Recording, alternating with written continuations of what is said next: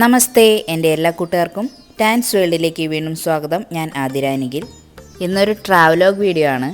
മലേഷ്യയിലെ ബത്തു കേവ്സ് ശ്രീ സുബ്രഹ്മണ്യ സ്വാമി ക്ഷേത്രത്തിലേക്ക് ഒരു യാത്ര. ഞങ്ങളൊരു 3:30-4 മണിയോടുകൂടി ഞങ്ങളങ്ങോട്ട് പോയി. ടാക്സി ബുക്ക് ചെയ്തിട്ടുണ്ടായിരുന്നു. അപ്പോൾ ടാക്സിയിലാണ് പോയത്. ഒരു 30-45 മിനിറ്റ് എടുക്കും ഇവിടെ നിന്ന് ആ അമ്പലത്തിലേക്ക് എത്താനായിട്ട്. ബത്തു കേവ്സ് ക്ഷേത്രത്തിൻ്റെ ചരിത്രം പറയുകയാണെങ്കിൽ അത് ഒരു ചുണ്ണാമ്പ് മലയാണത്. അതിനകത്താണ് ഈ ക്ഷേത്രം ഉള്ളത്. അത് ഏകദേശം 400 ദശലക്ഷം വർഷം പഴക്കമുണ്ടെന്നാണ് പറയുന്നത്. ഈ ഗുഹകളിൽ ഒറാങ്ങസ്ലി ഗോത്രത്തിൽപ്പെടുന്ന അവർ അഭയകേന്ദ്രങ്ങളായിട്ട് ഉപയോഗിച്ചിരുന്നു എന്നാണ് പറയണത്. 1860 ചൈനീസ് കുടിയേറ്റക്കാർ അവരെ പച്ചക്കറി പച്ചകൾക്ക് വളം നൽകാനായിട്ട് ഗുവാന ഖനനം ചെയ്യാൻ തുടങ്ങിയെന്നും 1878 അമേരിക്കൻ പ്രകൃതിശാസ്ത്രജ്ഞനായ വില്യം ഹോർണാഡെയും ഡാലിയും സിയേഴ്സും ഉൾപ്പെടെയുള്ള കൊളോണിയൽ അധികാരികൾ ചുണ്ണാമ്പ് കല്ലുകുന്നുകൾ രേഖപ്പെടുത്തിയതിന് ശേഷമാണ് ഇവ പ്രശസ്തമായത്. ഒരു ഇന്ത്യൻ തമിഴൻ വ്യാപാരിയായ കെ തമ്പുസാമി പിള്ളയാണ് ബത്തു കേവ്സിനെ ഒരു ആരാധനാലയമായിട്ട് ഉയർത്തിയത്. പ്രധാന ഗുഹയുടെ വേലാകൃതിയിലുള്ള പ്രവേശന കവാടത്തിൽ നിന്ന് പ്രചോദനം ഉൾക്കൊണ്ടിട്ടാണ് ഗുഹയ്ക്കുള്ളിൽ മുരുകൻ്റെ ക്ഷേത്രം നിർമ്മിച്ചത്. അങ്ങനെ 1890 കോലാലംപൂരിലെ ശ്രീ മഹാമാരിയമ്മൻ ക്ഷേത്രം സ്ഥാപിച്ച പിള്ള ഇന്ന് ക്ഷേത്രഗുഹ എന്നറിയപ്പെടുന്ന സ്ഥലത്ത് ശ്രീ മുരുകൻ സ്വാമിയുടെ മൂർത്തി, അതായത് പ്രതിഷ്ഠ സ്ഥാപിച്ചു. 1892 മുതൽ തമിഴ് മാസമായ തൈമാസത്തിലെ, അതായത് നമ്മുടെ മകരമാസത്തിലെ തൈപ്പൂയ ആഘോഷം ഇവിടെ ഭയങ്കര ഗംഭീരമായിട്ടാണ് ആഘോഷിക്കുന്നത്. ക്ഷേത്രഗുഹയ്ക്കുള്ളിലേക്ക് തടി കൊണ്ടുള്ള പടികളാണ് 1920 നിർമ്മിച്ചത്. 1930 പടികൾ തേയ്മാനത്തിൻ്റെ ലക്ഷണങ്ങൾ കാണിക്കാൻ തുടങ്ങിയപ്പോൾ ക്ഷേത്രം ചെയർമാൻ രാമചന്ദ്രൻ നായിഡു മുകളിലേക്ക് കോൺക്രീറ്റ് പടികൾ നിർമ്മിക്കാൻ നിർദ്ദേശിച്ചു. അങ്ങനെ 1940 തൈപ്പൂയ ആഘോഷത്തോടനുബന്ധിച്ചാണ് പണി പൂർത്തിയാക്കിയതാണ് പറയപ്പെടുന്നത്. നിലവിലിപ്പോൾ 272 കോൺക്രീറ്റ് പടികളുണ്ട്. ഈ പടികൾ ഇങ്ങനെ കളർഫുള്ളാക്കി മാറ്റിയത് 2018 ഓഗസ്റ്റിലാണ്. അങ്ങനെ ബത്തു കേവ്സിലെത്തി അതിൻ്റെ താഴെയുള്ള സംഭവങ്ങളാണ് ഇതൊക്കെ. നിറച്ച് പ്രാവുകളും കാര്യങ്ങളൊക്കെ ഉണ്ട്. അപ്പോൾ തുടർന്നുള്ള വീഡിയോ എല്ലാവരും സ്കിപ്പ് ചെയ്യാണ്ട് കാണാം.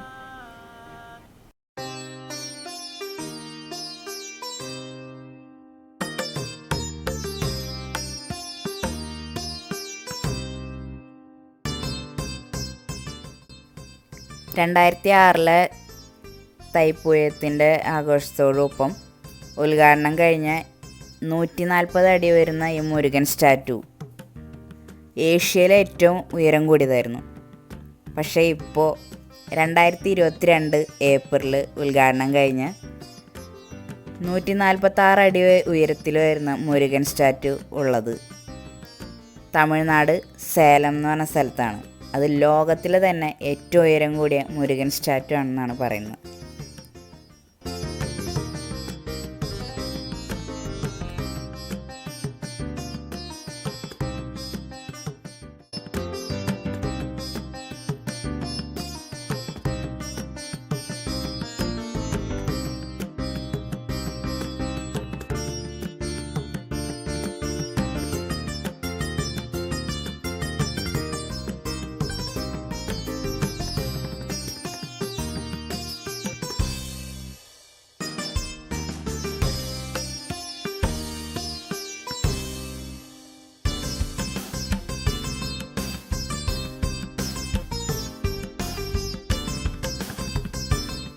അങ്ങനെ ഞങ്ങൾ മുകളിലെത്തി. അതിന് ശേഷമുള്ള കാഴ്ചകളാണ് ഈ കാണുന്നത്. അപ്പോൾ അതിനകത്ത് ചെറിയ ചെറിയ ഷോപ്പുകളൊക്കെ ഉണ്ട്. നല്ല വെറൈറ്റി ആയിട്ടുള്ള സംഭവങ്ങളുണ്ട്.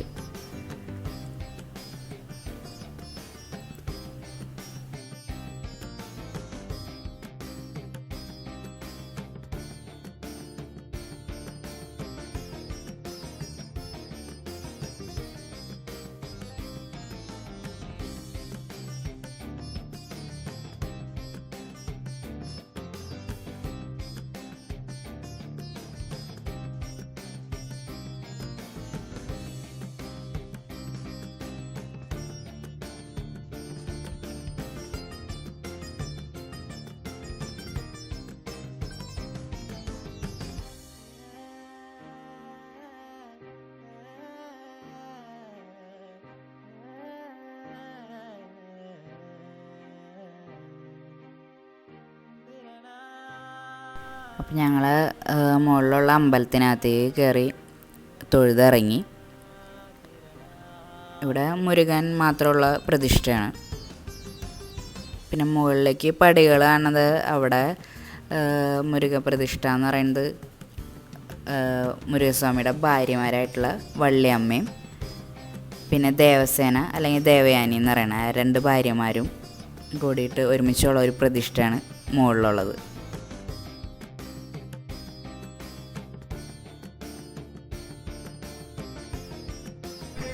ഇത് മുരുകൻ സ്വാമി മാത്രമായിട്ടുള്ള പ്രതിഷ്ഠയാണ്.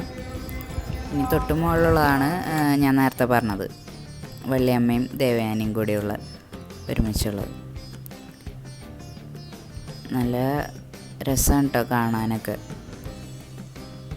നിറച്ച് പ്രാവുകളൊക്കെ ഇതിനകത്തൊക്കെ.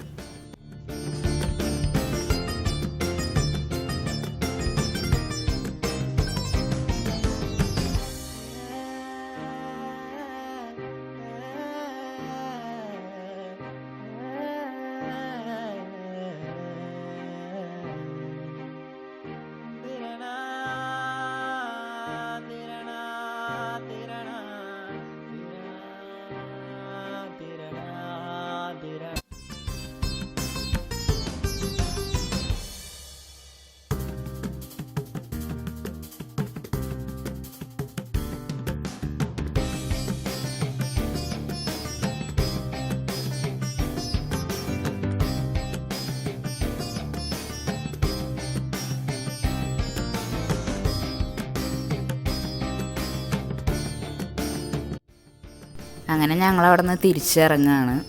ആകെ വേർത്ത് കുളിച്ച് മാസ്കുമൊക്കെ കുങ്കുമൊക്കെ ആയി. തീർത്ഥം കുടിക്കാനായിട്ട് മാസ്ക് താഴ്ത്തിയതാണ്.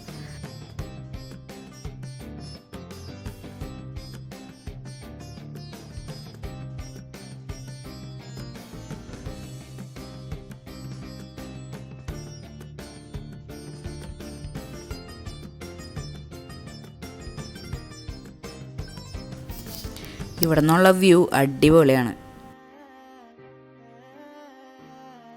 പിന്നെ ഞങ്ങൾ താഴെ എത്തി. താഴത്തെ ഷോപ്പുകളുള്ള കാഴ്ചകളാണത്.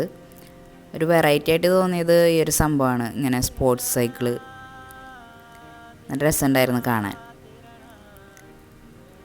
അപ്പോൾ അത് 2 പേർക്കും മേടിച്ചു. 2 പേരെന്ന് ഉദ്ദേശിച്ച് ഫ്രണ്ടും ഫാമിലിയും കൂടെ ഉണ്ടായിരുന്നു. ഒരുമിച്ചാണ് വന്നത്. അപ്പോൾ മുമ്പത്തെ വീഡിയോയിൽ കണ്ടിട്ടുണ്ടാവും, കണ്ണൻ എന്നാണ് വിളിക്കുന്നത്. അപ്പോൾ കണ്ണനും തക്കുവനും ഇത് മേടിച്ചു കൊടുത്തു. പിന്നെ അധികം നേരം അവിടെ നിൽക്കാൻ നിന്നില്ല, നിന്നാൽ പണി പാളും. അത്രയധികം സംഭവങ്ങളൊക്കെ ഉണ്ട് അവിടെ.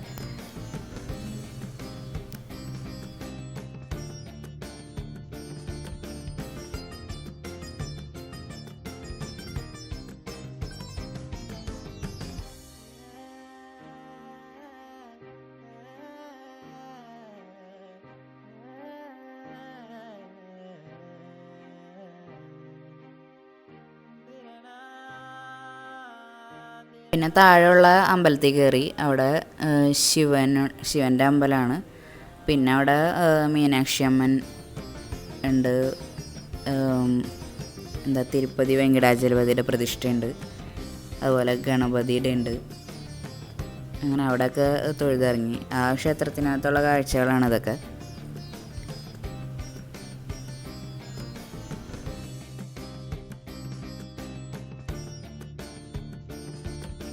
പിന്നെ കേവ് വില്ല എന്ന് പറഞ്ഞിട്ടൊരു സംഭവമുണ്ട്, അതിനകത്ത് കയറി. അതിലെന്തോ മീനുകൾ, ആമ, അങ്ങനത്തെ സംഭവങ്ങളൊക്കെ ഉള്ള സ്ഥലമാണെന്ന് തോന്നുന്നു. അങ്ങനെ അവിടെ കയറി. അവിടെ മീനുകളൊക്കെ ഇഷ്ടം പോലെ ഉണ്ട്. ശരിക്കും കാണുന്നുണ്ടായില്ല, വെള്ളം അങ്ങനെ തെളിയുന്നുണ്ടായില്ല.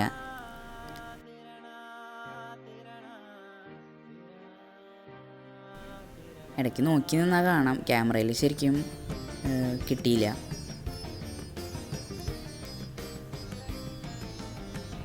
ഇടയ്ക്ക് കാണുന്നുള്ളൂ, അങ്ങനെ നിഴൽ ഇതാവണ കാരണം ക്യാമറയിൽ ശരിക്കും കിട്ടണ്ടായില്ല. അങ്ങനെ നല്ല അടിപൊളി വ്യൂസാണ് അവിടെ നിന്നുള്ളത്. പിന്നെ അതിനകത്ത് തന്നെ ഒരു ചെറിയ ഗുഹയുണ്ട്. അതിൽ ഇവിടുത്തെ സ്റ്റോറിയാണെന്ന് തോന്നണം. അവിടെ അങ്ങനെ ഓരോന്ന് കൊത്തി വെച്ചിട്ടൊക്കെ ചെയ്തിട്ടുണ്ട്. അതാണ് ഇനി കാണാൻ പോകുന്നത്.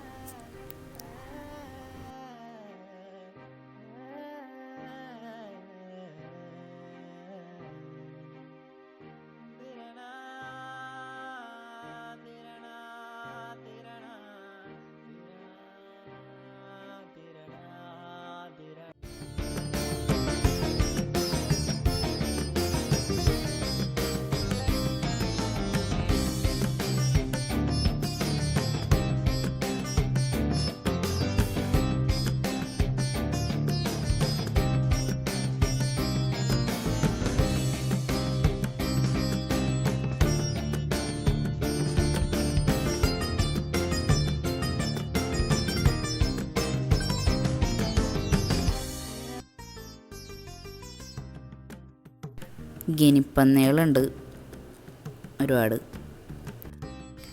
അപ്പോൾ ഇതാണ് കേവ് വില്ല. ഇതിനകത്ത് കിടക്കാൻ പോവാണ്. ഇതിൻ്റെ ചരിത്രമാണെന്ന് തോന്നുന്നു എഴുതിയിട്ടുള്ളത്. കുറേ സംഭവങ്ങളൊക്കെ ഉണ്ടാക്കി വെച്ചിട്ടുണ്ട്, ചിത്രങ്ങളുണ്ട്. ഞങ്ങൾ ജസ്റ്റ് ഒന്ന് നോക്കി പോയുള്ളൂ.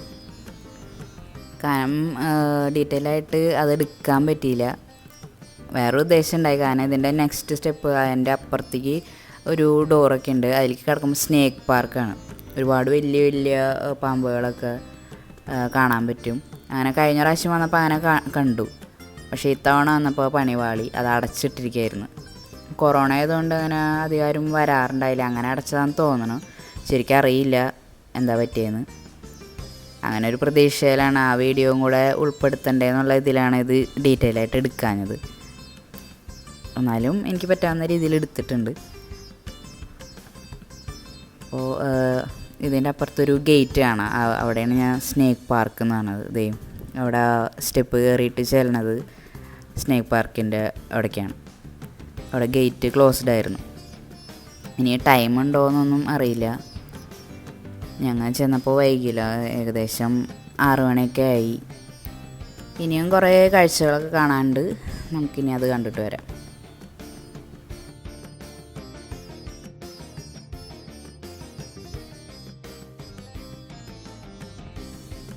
നല്ല ഒറിജിനാലിറ്റി, തൊട്ടിലാട്ടുന്ന അമ്മ.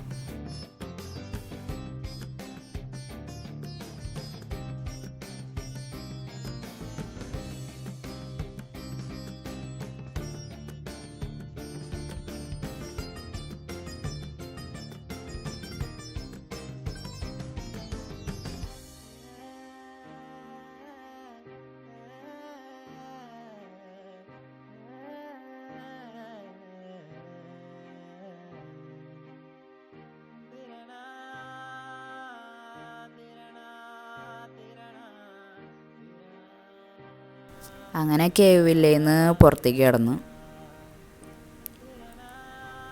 ആയി ചക്ക. ഇവിടുത്തെ ചക്കയ്ക്ക് ഭയങ്കര മധുരമായിട്ടാണ്, നമ്മുടെ നാട്ടിലെ ചക്കയാണേലും. പിന്നെ അടുത്ത ഷോപ്പിൽ നിന്ന് ജ്യൂസ് മേടിച്ചു. എല്ലാവരും ആകെ ആവശ്യതയായി.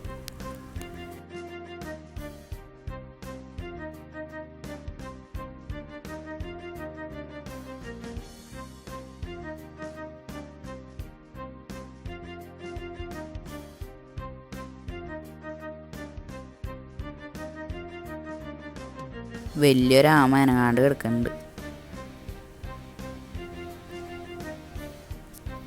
ഇത് ടൈം അനുസരിച്ച് റേറ്റ് ഉണ്ടെന്ന് തോന്നുന്നു, ഇങ്ങനെ കുറച്ച് നേരം കളിക്കാനൊക്കെ ആയിട്ട്.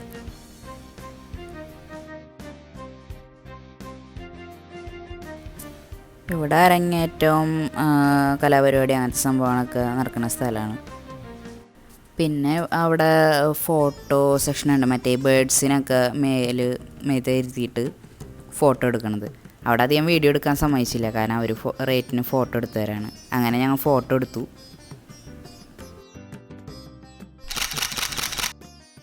പിന്നെ ഞങ്ങൾ വേറെ ഗുഹയുടെ അകത്തേക്ക് കയറി.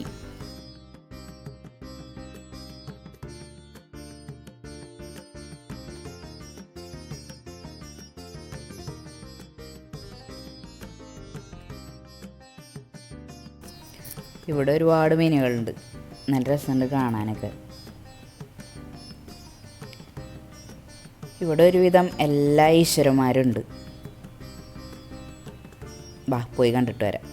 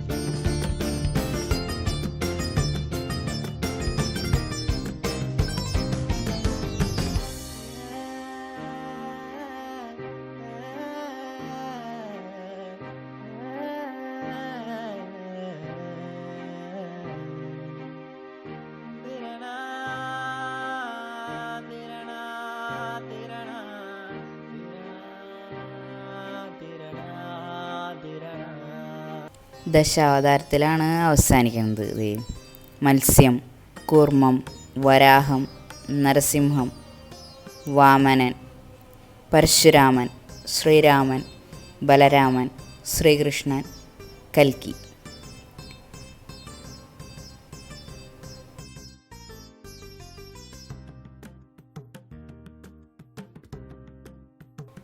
അങ്ങനെ ഞങ്ങൾ അവിടെ നിന്നും ഇറങ്ങി. ഇവിടെ എന്തോ ആമയെന്ന് തോന്നുന്നു, വാലൊക്കെ ഉണ്ടല്ലോ അതിന്.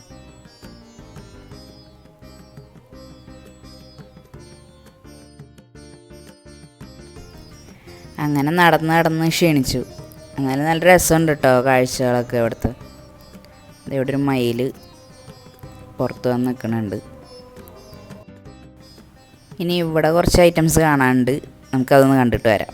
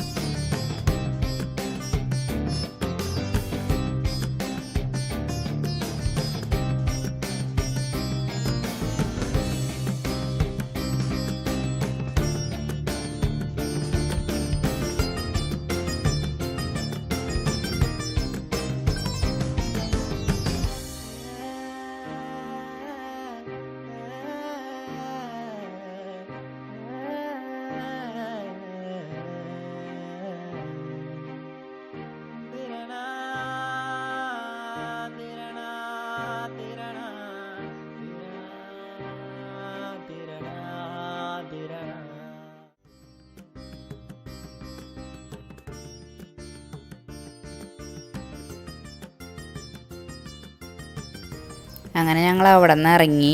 ഇനി നമ്മൾ ഹനുമാൻ സ്വാമിയുടെ ക്ഷേത്രത്തിലേക്കാണ് പോണത്. വലിയൊരു സ്റ്റാറ്റു അവിടെ ഉണ്ട് ഹനുമാൻ സ്വാമിയുടെ. അപ്പോൾ അങ്ങോട്ടാണ് പോണത്. ഇത് മഹാവിഷ്ണു ക്ഷേത്രമാണ്. അപ്പോൾ ഇവിടെ തൊഴുതിന് ശേഷം ഹനുമാൻ സ്വാമിയുടെ അമ്പലത്തിലേക്ക് പോയി.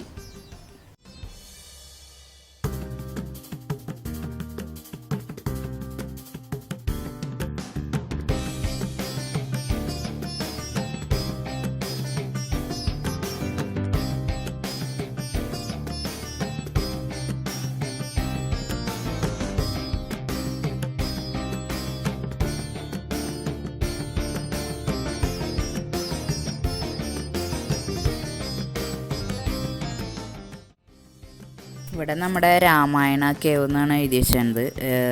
രാമായണ സ്റ്റോറി അതിനകത്ത് ഫുൾ സെറ്റ് ചെയ്ത് വെച്ചിട്ടുണ്ട്. നമുക്ക് അവിടെ കണ്ടുനോക്കാം. ഇത് പാർത്ഥസാരഥിയാണ് ഫ്രണ്ടിൽ തന്നെ ഇരിക്കുന്നത്. മഹാവിഷ്ണു പാർത്ഥസാരഥി രൂപവും. അതായത് നമ്മുടെ അർജുനന് ശ്രീകൃഷ്ണ ഭഗവാൻ തൻ്റെ വിശ്വരൂപം കാണിച്ചു കൊടുക്കുന്ന ആ രംഗം. ഇത് രാമായണ കേവ്. ഇനി നമുക്ക് അതിനകത്ത് പോയിട്ട് അവിടുത്തെ കാഴ്ചകൾ കണ്ടുനോക്കാം. രാമായണം ഫുൾ സ്റ്റോറി അതിൽ സെറ്റ് ചെയ്ത് വെച്ചിട്ടുണ്ടെന്ന് പറഞ്ഞു. അതിനകത്ത് കടക്കുമ്പോൾ തക്കുവിന് ചെറിയൊരു പേടി, പെട്ടെന്ന് ഇരുട്ട് കണ്ടപ്പോൾ.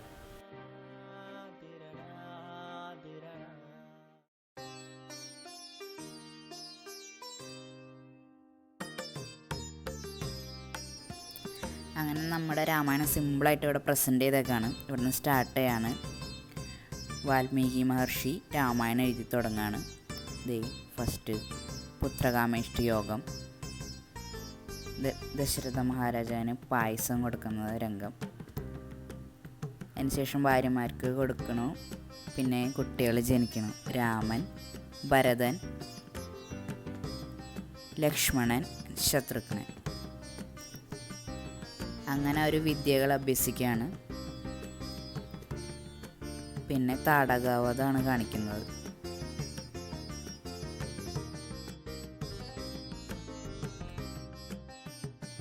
അതിനുശേഷം താടകയുടെ മോക്ഷം.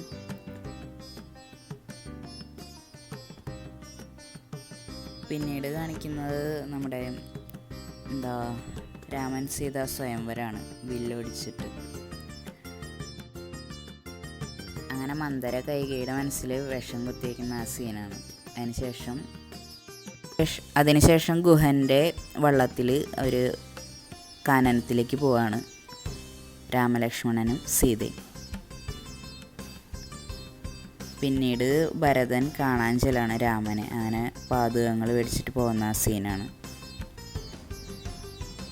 അതിനുശേഷം ലക്ഷ്മണരേഖ വരയ്ക്കുന്ന ആ രംഗവും പിന്നെ സീതേനെ തട്ടിക്കൊണ്ടു പോകുന്ന ആ രംഗവും കാണിക്കുന്നുണ്ട്.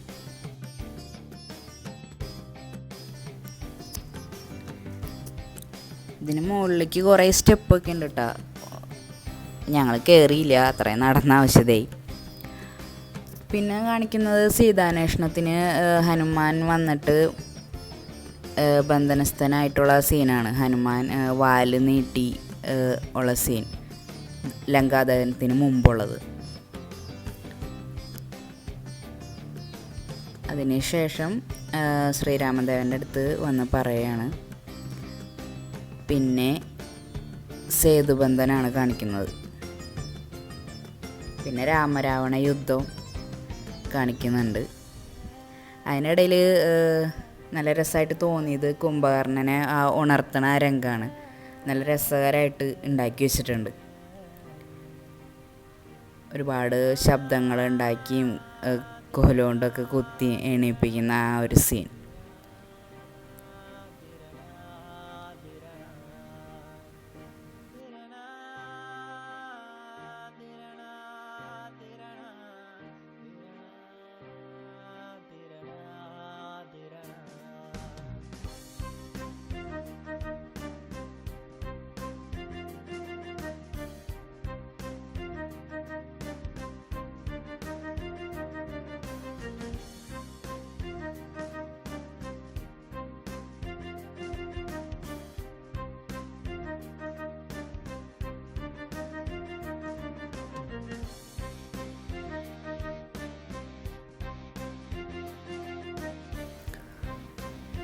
രാവണനെ വധിക്കുന്ന ആ ഒരു പോർഷനാണത്.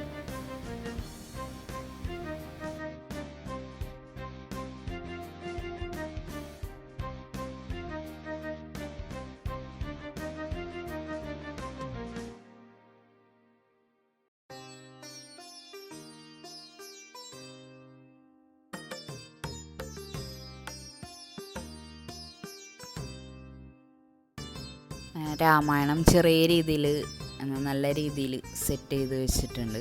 നല്ല രസമായിരുന്നു കാണാൻ. അങ്ങനെ ഞങ്ങൾ രാമായണമൊക്കെ ഒന്ന് പുറത്തേക്ക് കടന്ന്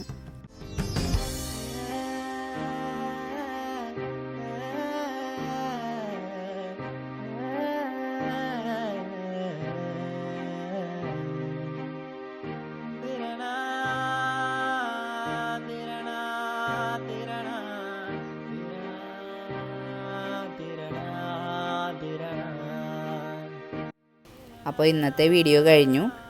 വീഡിയോ ഇഷ്ടപ്പെട്ട എല്ലാവരും ലൈക്ക് ചെയ്യുക, ഷെയർ ചെയ്യുക. നിങ്ങളുടെ അഭിപ്രായങ്ങളും നിർദ്ദേശങ്ങളും അതെന്തായാലും കമൻറ്റ് ചെയ്യുക.